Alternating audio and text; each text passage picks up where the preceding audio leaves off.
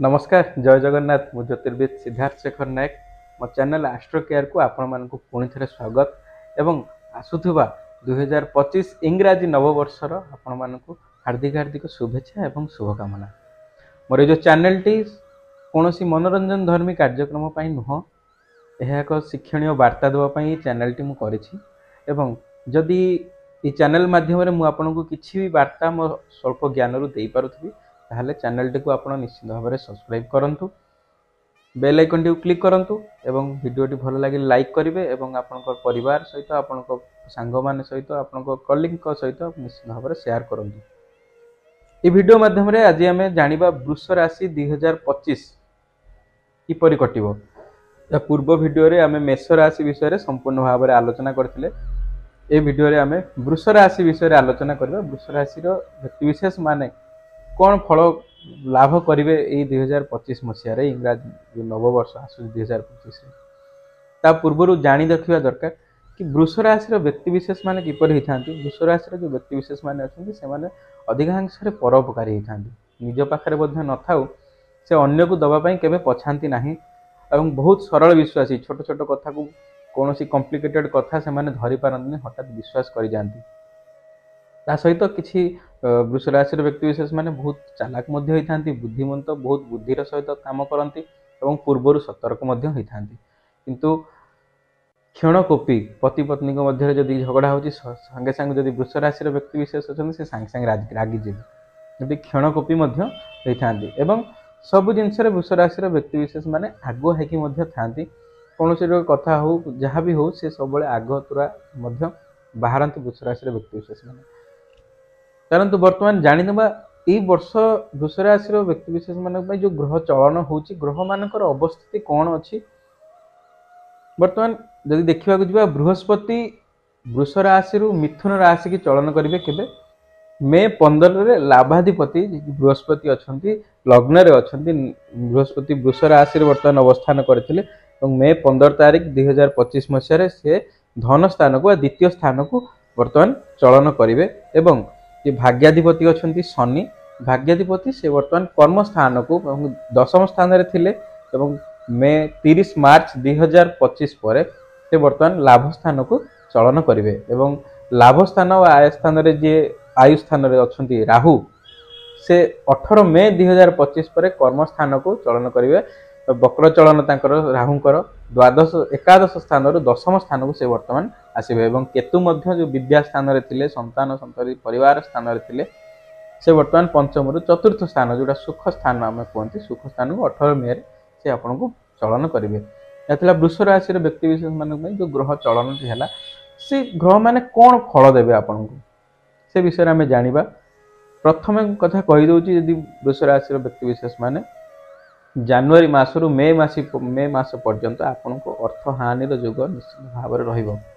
कौन सी क्षेत्र आपन को अर्थ हानि हो पारे जदि शेयर मार्केट रे पैसा लगे कौन कर सतर्क हो जातु जहाँ भी अर्थ हानि जोग रही आगु आगुरी 2024 थिला एपर्यंत मे मास पर्यंत रही किंतु मे 15 2025 पर निश्चित भाव में आपन को गृह शुभ कार्य जोग रहिबो आर्थिक स्वच्छलता आसीबो।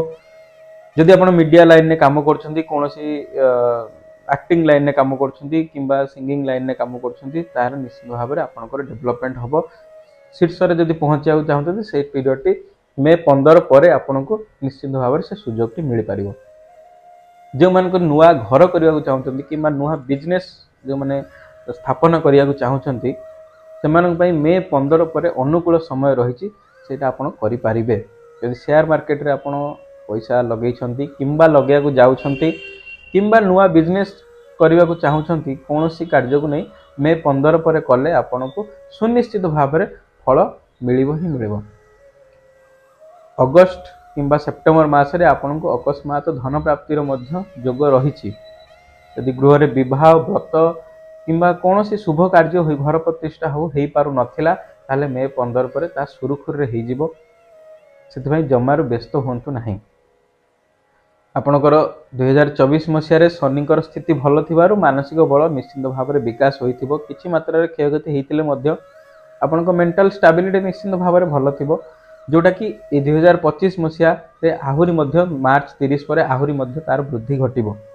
नूतन चिंताधारा नहीं आपण आगु को बढ़े जेकोसी कार्य को आपण धरिवे से कार्य आपणकर सफल हम। जदि कहवाक जिबा ताले वृष राशि 2025 सबुठारु भल रही।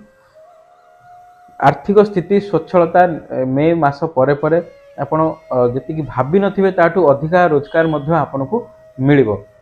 किंतु डिसेंबर मासरे आपन को जहा ले भी कोनोसी ना कोनोसी जगह रे अर्थ हानिर जुग मध्य रहिछि, सेति पई सतर्क हेई रहिबे। एकादशस्थ राहु जे कि आयु स्थान रे थिले, लाभ स्थान रे थिले, से वर्तमान कर्म स्थान को आसुछंती। जहा द्वारा नूतन व्यवसाय जो माने करिवे मे मास परे से मानको अचलाचल संपत्ति मध्य लाभ होई पारे, हठात धन प्राप्ति मध्य अधिका धन प्राप्ति मध्य होई पारे।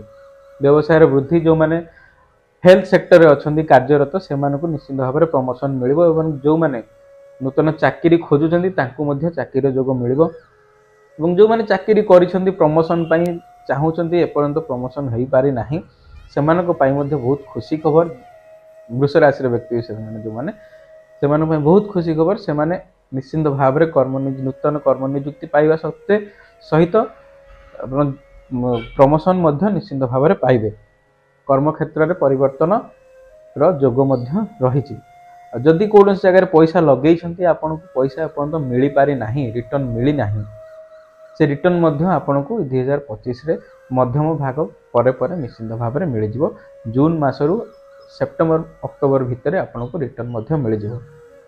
पंचमस्थ केतु जो पंचम रे थिले केतु से मे 18 तारिख पर आपन चतुर्थ स्थान को जिते आसुछंती सेते पर्यंत टिके सामान्य प्रॉब्लम आपन को देखा दे पारे। स्वास्थ्य क्षेत्र में पादरे समस्या मध्य देख पारे और अंगरे आघात लागिला भली समस्या किसी हेई पारे। पेट जनित समस्या मध्य रही पारे, ठंडा श्वास काश भली समस्या मध्य आपन को किसी ए वर्ष देखा दे पारे। जानवाहन रे निश्चित भाव में सतर्कता अवलंबन करंतु। पाद जनित समस्या आपन को देखा दे पारे, पाद खंडिया हेई पारे, आपन को गोड़ भांगी पारे, एभली किसी समस्या मध्य आपन को हेई पारे। ए केतुंक पई जदि प्रतिकार स्वरूप चाहूचंती ताहले बृहस्पति जंत्र को आपन घरे रखी पूजा करंतु, बृहस्पति मंत्र को आपन जप करंतु एवं बृहस्पति पई विभिन्न प्रतिकार विषय रे जानिबा पई जदि चाहूचंती अधिक निज लाइफ को जदि बेटर करिया चाहूचंती तळे हम ऑफिशियल कांटेक्ट नंबर दिया जायछि, आपन डायरेक्ट मो सहित कथा हेई पारिबे। कथा हेई निज लाइफ को आपन बेटर करंतु। जदि आपन जानि पारुछंती कि आगु को समस्या अछि कि कोन अछि ताल निश्चित भाव में आमे प्रतिकार दबु आम ऑफिस तरफ रु। जदि जात चक्र रे आपनकर कोनोसी भी समस्या रही ताहले निश्चित भाव में एस्ट्रो केयर ऑफिशियल नंबर जोटा आपन स्क्रीन ने वर्तमान शो करुछि से नंबर रे आपन कांटेक्ट करी आपन अपॉइंटमेंट बुक करी आपनकर प्रतिकार नहीं पारिबे एवं जन्म कुंडली सहित आपनकर 20 इयर्स प्रेडिक्शन मध्य आपन पाई पारिबे। जदि मु करिथिबा भविष्यवाणी प्रेडिक्शन टी आपन को ठीक ठाक लागु थाए 2024 मसीह मध्ये सेमती किछि घटना आपनकर घटी थाए किबा भलरे जाई थाए ताहले निश्चित भाव में कमेंट माध्यम रे जणांतु एवं जदि अधिका किछि इन्फॉर्मेशन आपन जानिबा को चाहउछन्ती निश्चित भाव में कमेंट माध्यम रे आपन देले आमे निश्चित आपन को रिप्लाई देबु। सेते पर्यंत विदाई दियंतु। जय जय।